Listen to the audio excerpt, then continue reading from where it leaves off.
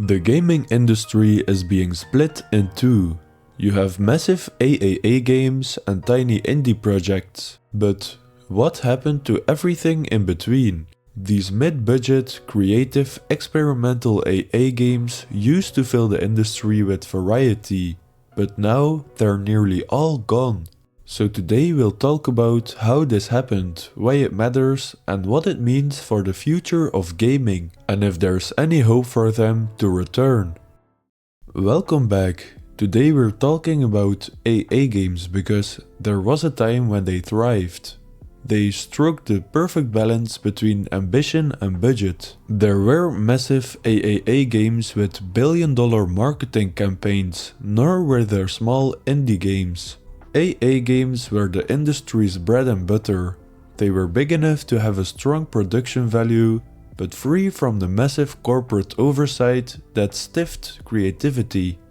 Games like Just Cause or Mad Max embodied this area. They deliver unique experiences that really stood out from the crowd. They dared to take risks, experiment with mechanics, and often had some niche followings, even if they weren't runaway commercial hits. And for years, these mid-budget titles filled a crucial space in the gaming industry.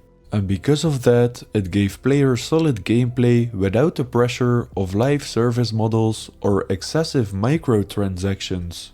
As the industry changed, this space started to shrink. The decline didn't happen overnight, but there were key shifts that made their space in the industry very narrow.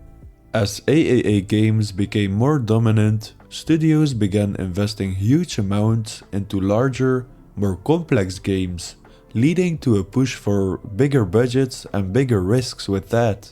And while these games got bigger and bigger in size, indie games exploded in popularity too. They offered more creative freedom on a tight budget, and they often leveraged niche markets.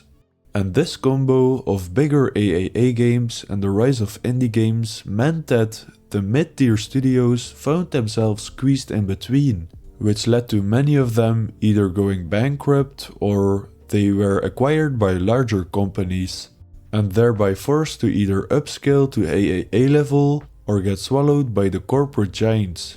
It was simply too difficult to compete with the resources or the niche offerings of indie devs.